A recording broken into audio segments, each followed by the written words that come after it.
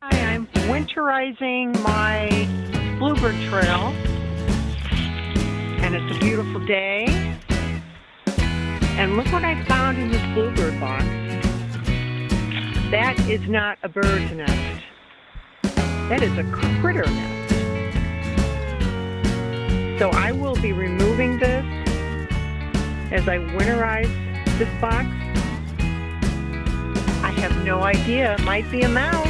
Seems like a lot of material for a mouse, but we'll find out, won't we? I will leave some information on my website about what this turned out to be. You never know what you're going to find when you open up a box.